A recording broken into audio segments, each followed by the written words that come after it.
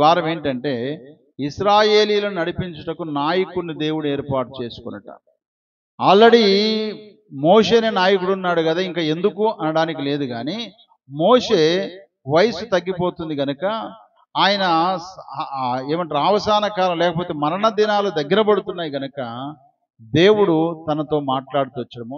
సంఖ్యాకాండము 27వ అధ్యాయము 12వ వచనం నుంచి, మరియు యెహోవా మోషేతో ఇట్లనెను, నీవు ఈ అబారీము కొండ ఎక్కి నేను ఇశ్రాయేలుకి ఇచ్చిన దేశమును చూడుము. నీవు దాన్ని చూసిన తర్వాత నీ సహోదరుడైన అహరోను చేర్చబడినట్లు నీవుని నీ స్వజనులలో చేర్చబడదు అన్నాడు. ప్రియులారా, ఇక్కడ చదువుకున్న ఈ వాక్య భాగంలో దేవుడు మోషేతో మాట్లాడుతున్నాడు. మోషే యొక్క బ్యాక్గ్రౌండ్ ఏంటయ్యానంటే మోషే లేవి కుటుంబానికి చెందినవాడు, లేకపోతే కహాతు వంశానికి చెందినవాడు. అయితే మోషే యొక్క తల్లిదండ్రులు ఎవరయ్యా అంటే తండ్రి పేరేమో అమ్రాము, తల్లి పేరేమో యెకేబెదు. మోషే యొక్క అన్న పేరు ఏంటంటే అహరోను, మోషే యొక్క అక్క పేరు మిరియాము. వీళ్ళు ఎవరయ్యా అంటే లేవి గోత్రానికి చెందినవారు. ఈ లేవి గోత్రంలో ప్రత్యేకమైన వంశాలు 3 ఉన్నాయి. అవి ఏంటి ఆ వంశాలంటే గెర్షోనీయుల వంశము, కహాతీల వంశము, మోరారీల వంశం. ఎన్ని వంశాలు ఉన్నాయి? 3 వంశాలు ఉన్నాయి. ఒకటి గెర్షోనీయుల వంశము, కహాతీల వంశము, మోరారీల వంశం. ఈ 3 వంశములలో కహాతు వంశానికి చెందిన వారే ఈ అమ్రాము, అలాగే యెకేబెదు. వారికి పుట్టిన పిల్లలే వీళ్ళ 3. అయితే మోషే ఉన్నాడు. మోషే కంటే ముందు మోషే అన్నైనటువంటి అహరోను చనిపోయాడు, మిరియాము కూడా చనిపోయింది. ఆ విషయాలు మనం చూస్తే చూడండి, సంఖ్యాకాండం 20వ అధ్యాయం 1వ వచనం. మొదటి నెల యందు ఇశ్రాయేళ్ల సర్వ సమాజము సీను అరణ్యముకు రాగా ప్రజలు కాదేశులో దిగిరి, అక్కడ మిరియాము చనిపోయి పాతి పెట్టబడెను. అనగా మిరియాము చనిపోయింది. మొదటిగా మిరియాము చనిపోయింది. ఈ అహరోను కంటే ముందుగా, మోషే కంటే ముందుగా మిరియాము చనిపోయింది. ఈ మిరియాము చనిపోయిన ఆ సమయంలో ఎక్కడున్నారా అంటే కాదేశు అనే ప్రాంతంలో ఉన్నారు. ఇశ్రాయేలు ప్రయాణం చేసేటప్పుడు కూడా కొన్ని ప్రదేశాలు ఉన్నాయి. ఆ ప్రదేశాల్లో కాదేశు అనేది ఒక ప్రదేశం. ఆ ప్రదేశానికి వచ్చినప్పుడు మిరియాము చనిపోయింది.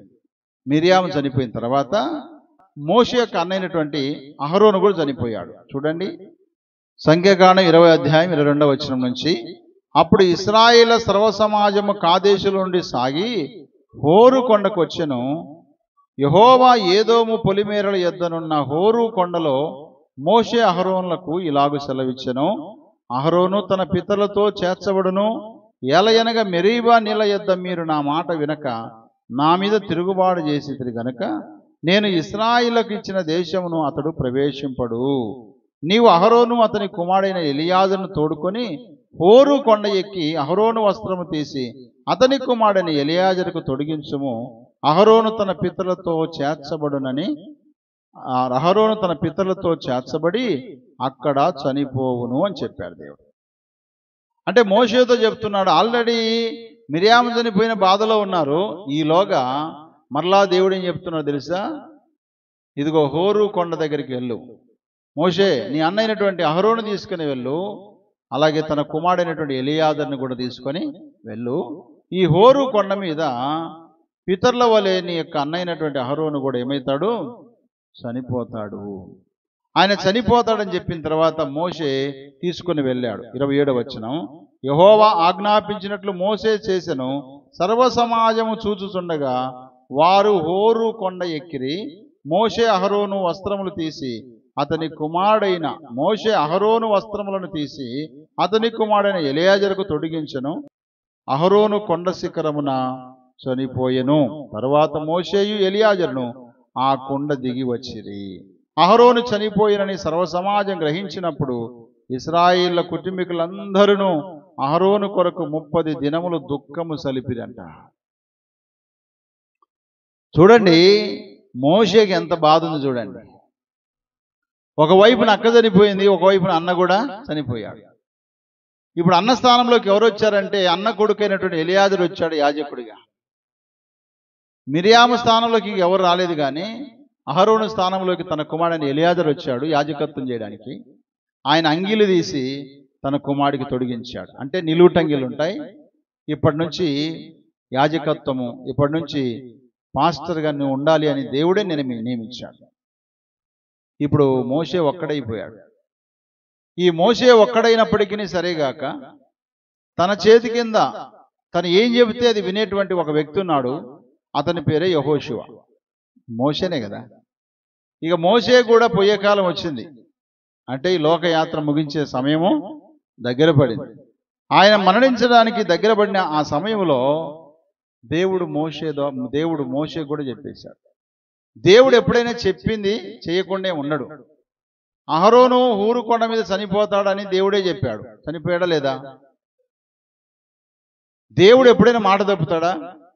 ఆయన మాట తప్పే దేవుడు కానే కాదు. అబద్ధమాడుటకు ఆయన మానవుడు కానే కాదు. కాబట్టి మిరియాము చనిపోయిన తర్వాత హోరు కొండ మీద అహరోను చనిపోతాడని దేవుడు చెప్పిన రీతిగా ఆయన కూడా చనిపోయాడు. ఇక మోషే సంగతి ఏంటయ్యా అంటే మోషేతో కూడా దేవుడు మాట్లాడాడు. చూడండి, సంఖ్యాకాండం 27వ అధ్యాయము 12వ వచనం. మరి యెహోవా మోషేతో ఇట్లనెను, నీవు ఈ అరాబీము కొండ ఎక్కి నేను ఇశ్రాయేలుకి ఇచ్చిన దేశమును చూడుము. నీవు దాన్ని చూసిన తర్వాత నీ సహోదరుని అహరోను చేర్చబడినట్లు నీవును నీ స్వజనులలో చేర్చబడదువు. ఏలయనగా సీను అరణ్యములో సమాజం వాదించినప్పుడు నీళ్ల యొద్ద వారి కన్నుల ఎదుట నన్ను పరిశుద్ధపరచక నా మీద తిరగబడితిరి అన్నాడు. ఇప్పుడు మోషేతో కూడా దేవుడు అంటున్నాడు, మోషే నీ అన్నైనటువంటి అహరోను చనిపోయినట్టుగా నువ్వు కూడా చనిపోతావు. అహరోను చనిపోయినట్టుగా నువ్వు కూడా చనిపోతావు అని చెప్పినప్పుడు మోషే ఎంత బాధపడాలి? ఎవరైనా సరే 10 కాలాల పాటు బ్రతికుండాలని కోరుకుంటారు, కానీ చనిపోవాలని ఎవరు కోరుకున్నారు కదా. పోనీ ఎవరైనా సరే మనతో వచ్చి నువ్వు రేపు చచ్చిపోతావు అని చెప్పారనుకోండి, ఏం మాట్లాడుతున్నా బుద్ధి ఉందా లేదని మాట్లాడతాం కదా. బైబిల్లో యెషయా అనేటువంటి దైవజనుని ద్వారా హిజ్కియా అనే రాజుతో చెప్పాడు, నువ్వు రేపు చచ్చిపోతావని చెప్పాడు. ఆయన ఏం ఫీల్ కాలేదు, నిజమే కావచ్చు అనుకొని దేవుని దగ్గర బ్రతిలాడాడు, దేవుని దగ్గర ప్రార్థన చేశాడు. తన భక్తి ఎలాంటి భక్తి చేశాడో ఆ భక్తి గురించి దేవునికి వివరిస్తూ వచ్చాడు. అందుకే దేవుడు కనికరించి 15 సంవత్సరాల ఆయుష్కాలాన్ని దేవుడిచ్చాడు. ఇప్పుడు మోషే చనిపోతున్నాడు. మోషే నువ్వు చనిపోతావు, నేను చెప్పినటువంటి పాలు తేనె ప్రవహించే దేశాన్ని ఇక్కడ నుంచి చూస్తావు, కానీ అక్కడికి వెళ్ళడానికి నీకు ఆస్కారము లేదు, నేను దానికి అనుమతి ఇవ్వటం లేదు అన్నాడు. ఎందుకొరకై అంటే కారణం ఉంది అక్కడ. ఎందుకొరకంటే మీరు కాదేశ్ అనే ప్రాంతంలో నన్ను మీరు పరిశుద్ధపరచలేదు, నా మీద మీరు తిరుగుబాటు చేశారు. పాపాలలో ఒక పాపం ఏంటి? తిరుగుబాటు. నా ప్రజలకు తెలివి లేదు, వారు తిరుగుబాటు చేస్తున్నారని చాలాసార్లు దేవుడే మాట్లాడుతూ వచ్చాడు. కాబట్టి ఇప్పుడు ఎవరు తిరుగుబాటు చేశారంట? యాజకుడైనటువంటి అహరోనును నాయకుడైనటువంటి మోషే కూడా తిరుగుబాటు చేశారు. నిజమేనా? అసలు వాస్తవంగా తిరుగుబాటు చేసే పని అంతా ఎవరిది? ఇశ్రాయేలుది కదా. మరి వారు నడిపించుకుంటూ దేవుని సంగతులు ఏదో ఎరిగినటువంటి మోషే తిరుగుబాటు చేసే అంటే మనం నమ్ముతామా? మనం నమ్మము. వాస్తవంగా చెప్పాలంటే నమ్మము. వాస్తవంగా పాస్టర్ ఎవరైనా పాపం చేసినట్టు నమ్ముతారా? కానీ చేసింటాడు పాస్టరు. విశ్వాసి దొంగతనం చేసినట్టు నమ్ముతామా? నమ్మము. ఎందుకంటే మన సంఘ సభ్యురాలు కాబట్టి, మన సంఘ సభ్యుడు కాబట్టి. కానీ నిజంగా చేసింటారు అక్కడ. అలాగనే మోషే అహరోనులు ఇద్దరు కూడా దేవుణ్ణి పరిశుద్ధపరచలేదంట. మానవుడు దేవుడిని పరిశుద్ధపరుస్తాడా? దేవుడు మానవుని పరిశుద్ధపరుస్తాడా? దేవుడే మానవుడిని పరిశుద్ధపరిచేవాడు. మరి ఇప్పుడు దేవుడు ఏమంటున్నాడు ఇక్కడ? ఆ యొక్క అరణ్యములో, కాదేశు అరణ్యములో మీరేం చేశారో సమాజం ఎదుట మీరు నన్ను పరిశుద్ధపరచలేదు అన్నాడు. ఏందైనా వస్తువు ఏమైనా, ఏదైనా ఒక రాయా లేకపోతే ఒక విగ్రహమా పరిశుద్ధపరచడానికి అని అంటే, ఆ పరిశుద్ధుడైనటువంటి దేవుని యొక్క మాటను అంగీకరించి ఆ మాటకు వ్యతిరేకంగా చేశారు. వాస్తవంగా దేవుడు ఏం చెప్పాడు వాళ్ళకి చూడండి, సంఖ్యాకాండం 20:2 నుంచి, ఆ సమాజమునకు నీళ్లు లేకపోయినందున వారు మోషే అహరోనులకు విరోధంగా పోగైరి జనులు మోషేతో వాదించుచు, అయ్యో మా సహోదరులు యెహోవా ఎదుట చనిపోయినట్టు మేమును చనిపోయిన ఎంత మేలు, అయితే మేమును మా పశువులు ఇక్కడ చనిపోవునట్లు ఈ అరణ్యములోనికి యెహోవా సమాజము మీరెలా తెప్పించితిరి? ఈ కాని చోటికి మమ్మను తెచ్చుటకు ఐగుప్తులోండి మమ్మను ఎలా రప్పించితివి? ఈ స్థలములో గింజలు లేవు, అంజూరలు లేవు, ద్రాక్షాలు లేవు, దానిమ్మలు లేవు, త్రాగుటకు నీళ్ళే లేవనిది. అంటే ఈ మనుషులు ఏమంటున్నారు, ఇక్కడికి వస్తే మాకు ఏం లేవు, గింజలు లేవంట. ఇంకేమన్నారు, అంజూర పండ్లు లేవంటున్నారు, ద్రాక్షాలు లేవంటున్నారు, దానిమ్మలు లేవంటున్నారు. మంచిదే, ఆ మోషే 12 మందిని పంపించినప్పుడు వాళ్ళు ద్రాక్షాలు తీసుకొచ్చిరా లేదా? అంటే వాళ్ళ దగ్గర ఉన్నాయా, కొంచెం ముందుకు పోతే ఉన్నాయా? వాళ్ళ ప్రయాణం ఇంకా కొంచెం ముందుకు కొనసాగి పాలుతేనె ప్రపంచ దేశంలో అడుగు పెడితే ఇవన్నీ దొరుకుతాయి అక్కడ, సర్వ సమృద్ధి అక్కడ. ఇప్పటికీ కూడా పాలుతేనె ప్రపంచ దేశము, పాలస్తీనా దేశము, ఇజ్రాయెల్ దేశంలో ఇవన్నీ సమృద్ధిగా ఉన్నాయి. హల్లెలూయా. పెద్ద పెద్ద కొండలు అడవులు ఏం కాదు, కానీ అన్ని సమృద్ధిగా ఉంటాయి అక్కడ. దేవుడు అంతగా దీవించేశాడు. ఈరోజు మనం తినే ఖర్జూరపు కాయలు కూడా అక్కడి నుంచి వచ్చేవే, ఖర్జూర పండ్లు. కాబట్టి ప్రియులారా, వాళ్ళు సనుగుతున్నప్పుడు మోషేకి బాధ అనిపించి దేవుని దగ్గర ప్రార్థన చేశాడు.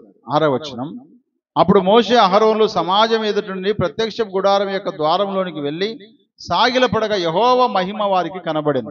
అంతటా యెహోవా మోషేకు ఇలాగ సెలవిచ్చెను, నీవు నీ కర్రను తీసుకొని నీవును నీ సహోదరుని అహరోనును ఈ సమాజమును పోగు చేసుకొని వారి కన్నుల ఎదుట ఆ బండతో మాట్లాడము, అది నీళ్ళిచ్చును. నీవు వారి కొరకు నీళ్లను బండలో నుండి రప్పించి సమాజమునకు వారి పశువులకు త్రాగుటకు ఇమ్ము.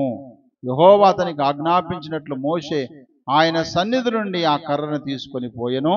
తర్వాత మోషేయు అహరోనులు ఆ బండ ఎదుట సమాజమును పోగు చేసినప్పుడు అతడు వారితో, ద్రోహులారా వినుడి, మేము ఈ బండలో నుండి మీ కొరకు నీళ్లు రప్పింపవలెనా అనెను. అప్పుడు మోషే తన కర్ర ఎత్తి 2 మార్లు తన కర్రతో ఆ బండను కొట్టగా నీళ్లు సమృద్ధిగా ప్రవహించెను, సమాజమును పశువులను త్రాగిను అన్నారు. సమాజం యొక్క అవసరత తీర్చబడింది, కానీ మోషే అహరోనులు దేవుని పరిశుద్ధపరచలే, దేవుని నిర్లక్ష్యం చేసినట్టు అయిపోయింది అక్కడ. వాస్తవంగా దేవుడు ఏం చెప్పాడు వాళ్ళకి, ఈ సమాజాన్ని పోగు చేసుకొని ఆ బండ దగ్గరికి వెళ్ళి ఏం చేయమన్నాడు, మాట్లాడమన్నాడు. కానీ వీళ్ళు ఏం చేశారు, వీళ్ళందరినీ పోగు చేసుకొని వెళ్ళి ఆ కర్రతో 2 సార్లు కొట్టి, పైగా దేవుని ప్రజలైన ఇశ్రాయేలుని ఏమన్నారు, ద్రోహులారా అన్నారు. అందుకు దేవునికి బాధ అనిపించింది. వాస్తవంగా మోషేకు ఆ మాట మాట్లాడాలని ఆశ ఉందా? అహరోనుకు ఆ మాట మాట్లాడనే ఆశ ఉందా? అంతగా బాధ పెట్టారు ఈ ప్రజలు. మనిషిని ఎంత బాధ పెడతామో అన్ని కాని మాటలు వస్తాయి బయటికి. మోషే కాని మాట మాట్లాడాడు, అహరోను కాని మాట మాట్లాడి దేవుణ్ణి పరిశుద్ధపరచక ఏం చేశారంట, దేవుణ్ణి అవమానపరిచారు. దేవుణ్ణి ఘనహీనంగా చూసినట్టుగా అనిపించింది దేవునికి. అందుకోసమే హోరు కొండ మీద నీ అన్న చనిపోతాడు, నువ్వు కూడా పాలుతేనె ప్రపంచ దేశంలోనికి వెళ్ళవు, ఇక్కడి నుంచి చూడాల్సిందే తప్ప వెళ్ళడానికి ఆస్కారం లేదని దేవుడు ఆపేశాడు.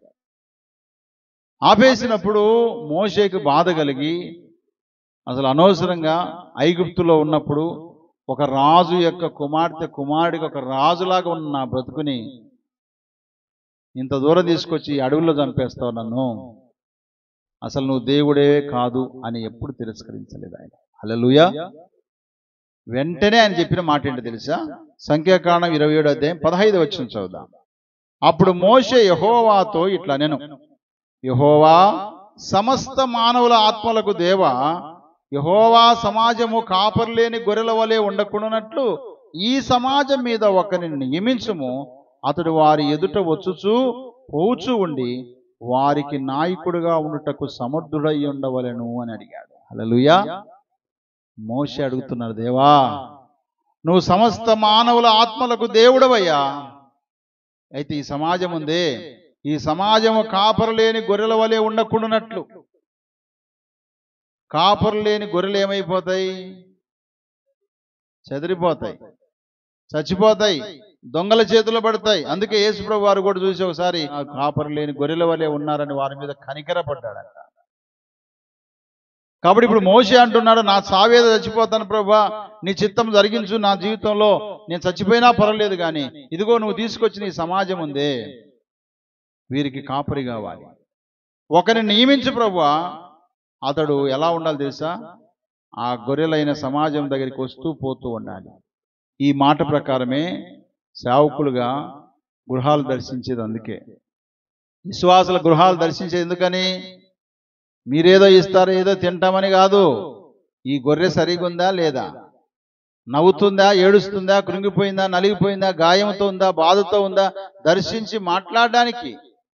అందుకే గృహాలు దర్శించినప్పుడు మీ పరిస్థితులు చెప్పండి, మీ ఆ ప్రార్థన అవసరం చెప్పండి, మీకున్న అక్కరేంటో చెప్పండి. చేయగలిగింది చేస్తాం, చేయగలిగిన ప్రార్థన కూడా చేస్తాం.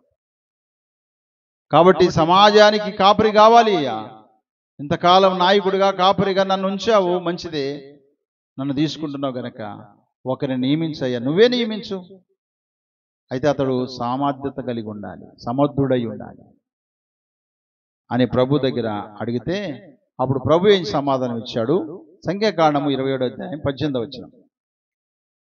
అందుకు యెహోవా మోషేతో ఇట్లనెను, నూను కుమారుడైన యెహోషువ ఆత్మను పొందినవాడు, నీవు అతన్ని తీసుకొని అతని మీద నీ చెయ్యి ఉంచి యాజకుడకు ఎలియాజరు ఎదుటను సర్వ సమాజం ఎదుటను అతను నిలవబెట్టి వారి కన్నుల ఎదుట అతనికి ఆజ్ఞయిమ్ము. ఏమని ఆజ్ఞయమన్నాడు? ఇశ్రాయేళ్ల సర్వ సమాజము అతని మాట వినునట్లు అతని మీద నీ ఘనతలో కొంత ఉంచుము, అతని మీద నీ ఘనతలో కొంత ఉంచుము. యాజకుడైన ఎలియాజరు ఎదుట అతడు నిలవగా అతడు యెహోవా సన్నిధిని ఊరీము తీర్పు వలన అతని కొరకు విచారించవలను. అతడును అతనితో కూడా ఇశ్రాయేల్ అందరూ అనగా సర్వ సమాజం అతని మాట చొప్పున తమ సమస్త కార్యము జరుగుచుండవలను. యెహోవా మోషేకు ఆజ్ఞాపించినట్లు అతడు చేసెను. అతడు యెహోషువను తీసుకొని యాజకుడైన ఎలియాజరు ఎదుటను సర్వ సమాజం ఎదుటను అతడు నిలువబెట్టి అతని మీద తన చేతులుంచి యెహోవా మోషే ద్వారా ఆజ్ఞాపించినట్లు అతనికి ఆజ్ఞ ఇచ్చెను. ప్రియులారా, తనకు బదులుగా దేవుడు నూను కుమారుడైన యెహోషువను నియమించమని చెప్పాడు, ఏర్పాటు చేయమని చెప్పాడు. కారణం ఏంటంటే యెహోషువ దేవుని ఆత్మ కలిగిన వాడు. యెహోషువ దేవుని ఆత్మ గలవాడు. ఒక కాపరిగా, ఒక సేవకునిగా లేదా ఒక పరిచారకుడిగా ఉండాలంటే సామర్థ్యత కావాలి. వాని సామర్థ్యత కొలది దేవుడు ఎలాగైతే ఆ యొక్క యజమానుడు తన యొక్క దాసులకి తలాంతులు ఇచ్చాడో అలాగన ఇంతవరకు ఇశ్రాయేలు నడిపించడానికి సామర్థ్యము దేవుడు మోషేకి ఇచ్చాడు. నెక్స్ట్ అదే సామర్థ్యము, అదే శక్తి ఎవరికి ఉందని చెప్పాడు? దేవుడు యెహోషువకు ఉందని చెప్పాడు. యెహోషువకున్నది. నిజమే, యెహోషువ దేవుని ఆత్మ కలిగిన వాడు. యెహోషువ దైవ సేవకుడైన మోషే చేతుల మీద నీళ్లు పోసిన పరిచారకుడు ఆయన. మోషే సీనాయి కొండ మీదకి వెళ్ళినప్పుడు తనతో పాటు తను కూడా వెళ్ళినవాడు. ఇంత నమ్మకమైనటువంటి యెహోషువను నాయకుడిగా దేవుడే ఏర్పాటు చేశాడు. ఆ టైంలో మోషే ప్రజలందరి ముందు చెప్పాడు, అయ్యా ఇంతకాలం నేను నడిపించాను, ఇదిగో ఇప్పటి నుంచి మేము నడిపించే నాయకుడు ఎవరు? యెహోషువనే. నా ఘనతలో కొంచెం అతనికి ఉంచమని చెప్పాడు దేవుడు. నాకు ఇచ్చిన ఘనత దేవుడు అతనికి కూడా ఇస్తున్నాడు. నా మాట విన్నట్టుగా మీరు ఇప్పటి నుంచి యెహోషువ మాట వినాలని అందరి ఎదుట మోషే తెలియపరిచాడు. ద్వితీయోపదేశకాండంలో ఈ మాట చూడొచ్చు. ద్వితీయోపదేశకాండం 34వ అధ్యాయం. ద్వితీయోపదేశకాండం 34వ అధ్యాయం. మోషే మోయాబు మైదానం నుండి యెరికో ఎదుట ఉన్న పిస్కా కొండ వరకు పోయి నెబో శిఖరమునకు ఎక్కెను. అప్పుడు యెహోవా దాను వరకు గిలాదు దేశమంతయు, నప్తాలి దేశమంతయు, ఎఫ్రాయిము మనష్యేల దేశమును, పశ్చిమ సముద్రం వరకు యూదా దేశమంతయు, దక్షిణ దేశమును, సోయారు వరకు ఈత చెట్లు గల యెరికో లోయ చుట్టూ మైదానం అతనికి చూపించెను. మరి యెహోవా అతనితో ఇట్లనెను, నీ సంతానముకి ఇచ్చేదనని అబ్రహాము, ఇస్సాకు, యాకోబులకు నేను ప్రమాణం చేసిన దేశం ఇదే. కన్నులారా నిన్ను దాన్ని చూడనిచ్చితిని గాని నీవు నది దాటి అద్దరికి వెళ్ళకూడదు. యెహోవా సేవకుడైన మోషే యెహోవా మాట చొప్పున మోయాబు దేశంలో మృతి పొందెను. 7వ వచనం, మోషే చనిపోయినప్పుడు 120 సంవత్సరముల ఈడు గలవాడు. అతనికి దృష్టి మాంద్యము లేదు, అతని సత్తువ తగ్గలేదు. 9వ వచనం, మోషే తన చేతులను నూను కుమారుడైన యెహోషువ మీద ఉంచి ఉండెను గనుక అతడు జ్ఞానాత్మ పూర్ణుడాయను. కాబట్టి ఇశ్రాయేలు అతని మాట విని యెహోవా మోషేకు ఆజ్ఞాపించినట్లు చేసిరి. ద్వితీయోపదేశకాండకు వచ్చేసరికి మోషే చనిపోయాడు. మోషే చనిపోకముందే దేవుడు సిద్ధపాటు చేశాడు. మోషేకు పిల్లలు లేరా?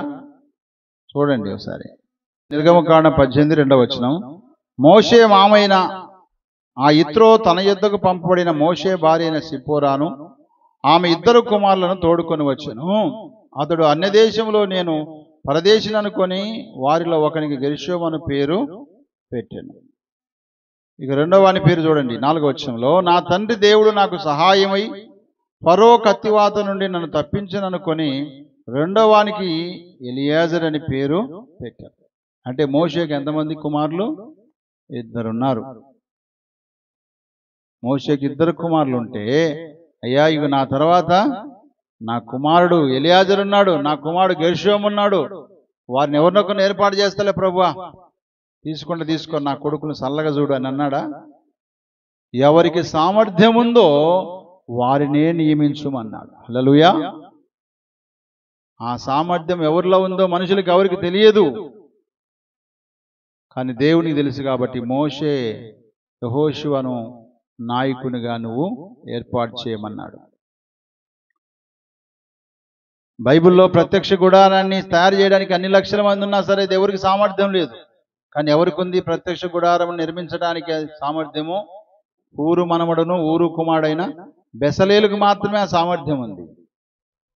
అందుకే పౌలు భక్తుడు తిమోతితో అంటాడు, 2వ తిమోతి 2వ అధ్యాయం 1వ వచనంలో, నా కుమారుడైన తిమోతి క్రీస్తు యేసునందున కృపచేత బలవంతుడు కమ్ము అని చెప్పి వాక్యము బోధించుటకు సామర్థ్యం గల వారికి అప్పగించుము అని అంటారు. కాబట్టి ప్రియ దేవుని బిడ్డలారా, మన జీవితంలో సామర్థ్యము కొలది, దేవుడు మనకిచ్చిన సామర్థ్యం కొలది మనం ఏం చేయాలంటే దేవుని పని మనం చేయాలి. 1 పేతురు పత్రిక 4వ అధ్యాయం 11వ వచనం, ఒకడు బోధించిన ఎడల దైవోక్తులను బోధించినట్టు బోధింపవలెను, ఒకడు ఉపచారం చేసిన ఎడల దేవుడు అనుగ్రహించు సామర్థ్యము నుండి చేయవలెను. ఇందువలన దేవుడు అన్నిటిలోనూ యేసుక్రీస్తు ద్వారా మహిమపరచబడును, యుగయుగములు మహిమయు ప్రభావమును ఆయనకుండును గాక, ఆమేన్ అన్నాడు. ప్రియమైన దేవుని బిడ్డలారా, ఇక్కడ ఒక వ్యక్తి బోధించినా సరే ఉపచారం చేసినా సరే ఎట్లా చేయాలంట? సామర్థ్యం కొలది చేయాలి. ఏదో పానం ఉండి ఉన్నట్టు కాదు. వాక్యం నేను చెబుతున్నానంటే ఇది ఎవరి మాటలై ఉండాలి? ఆయన సొంత డబ్బా కొట్టుకున్నాడంటే కాదు, ఆయన సొంత మాటలు చెప్పుకున్నట్టు కాదు. వాక్యము దేవోక్తి అనగా దేవుడే మాట్లాడారు అన్నట్టుగా నేను బోధించాలట. వాక్యం బోధించి ఎవరైనా సరే గాక ఆయన బోధించాడని కాదంట, దేవుడే తన ద్వారా మాట్లాడాడు అన్నంతగా బోధించాలి. ఉపచారం చేసేవాడు కూడా తన సామర్థ్యం కొలది ఉపచారం చేస్తే దేవుడు మహిమపరచబడతాడంట.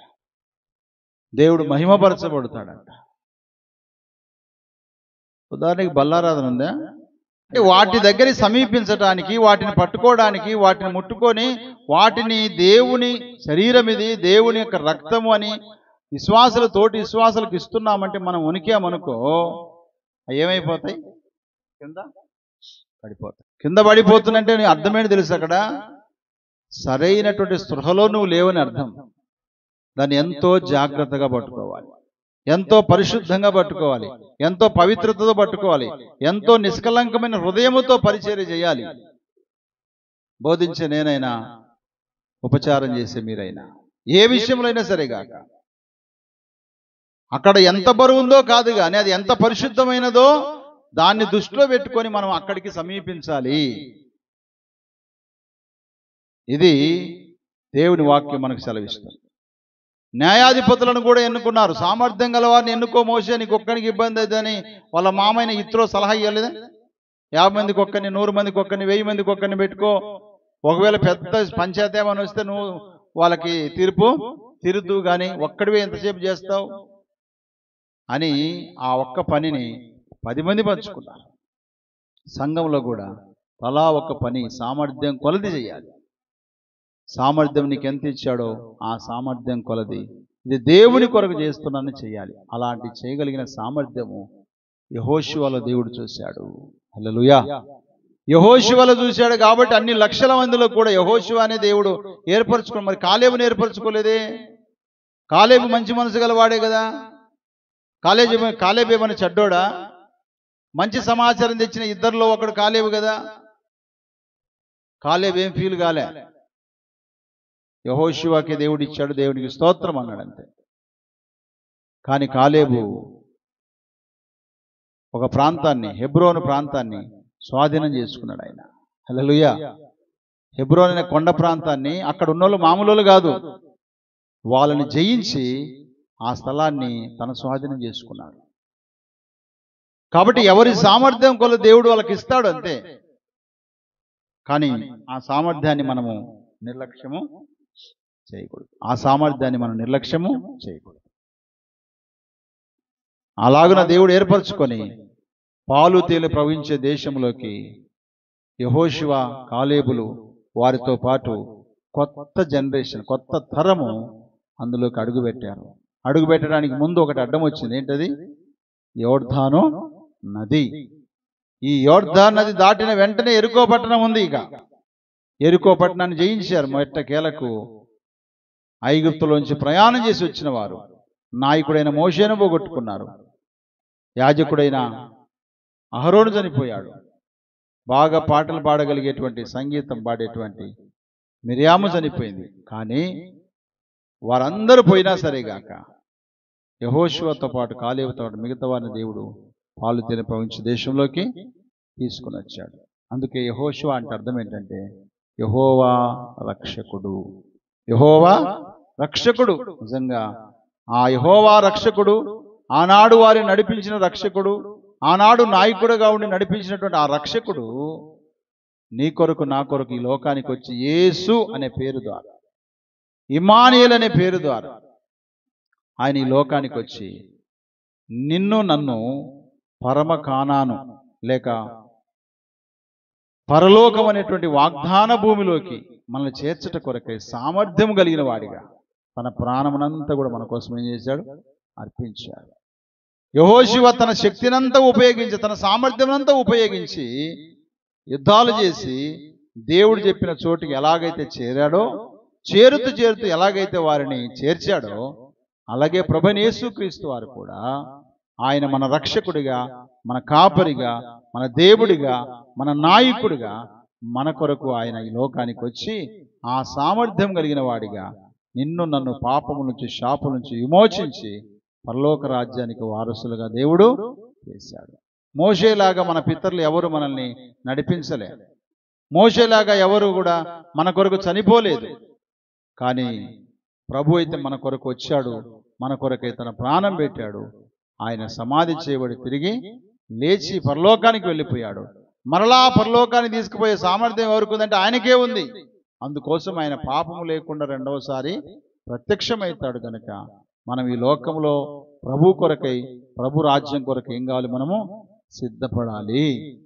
అలా మనం ఎప్పుడైతే సిద్ధపడతామో తప్పకుండా ప్రభు మనల్ని పరలోక రాజ్యానికి తీసుకెళ్తాడు. కాబట్టి ఈ భూలోకంలో ఉన్న కానాను దేశమే పరలోకం ఉన్న పరలోకానికి సాదృశ్యము. భూలోకంలో నడిపించినటువంటి యెహోషువ నాయకత్వము ప్రభు అయిన యేసుక్రీస్తు యొక్క నాయకత్వానికి సాదృశ్యము. అలాగే ప్రభు అయిన యేసుక్రీస్తు వారు చేసిన శిలువ త్యాగానికి గుర్తు. ఆయన ఒకవేళ త్యాగం చేయకపోయింటే యుద్ధాలు చేసేవాడు కాదు. యెహోషువ త్యాగం చేశాడు. యేసు ప్రభు వారు కూడా త్యాగం చేసి నీ కొరకు నా కొరకు తన ప్రాణమును అర్పించాడు. కాబట్టి ప్రియులారా, ఇశ్రాయేలు కొరకై, ఇశ్రాయేలు నడిపించుట కొరకై నాయకుడిగా దేవుడు యెహోషువను ఏర్పరచుకున్నట్టుగా నిన్ను నన్ను పాప శాపం నుంచి విమోచించబడ్డానికి ప్రభువైన యేసుక్రీస్తు నియమింపబడ్డాడు. నీ కొరకు నా కొరకు ప్రాణమును అర్పించాడు. కనుక దేవుడు మనకిచ్చిన సామర్థ్యం కొలది ప్రభు కోసమై మనం ముందుకు కొనసాగుదాం. దేవుడు మనకిచ్చిన సామర్థ్యాన్ని వ్యర్థం చేసుకోకుండా ఆ సామర్థ్యాన్ని ప్రభు కోసమే మనం ఉపయోగిస్తూ ఈ లోకంలో ప్రభు బిడ్డలుగా బ్రతుకుదాం. దేవుడు అలాంటి కృప మనందరికీ సహాయం చేయనుగాక. ఆమేన్.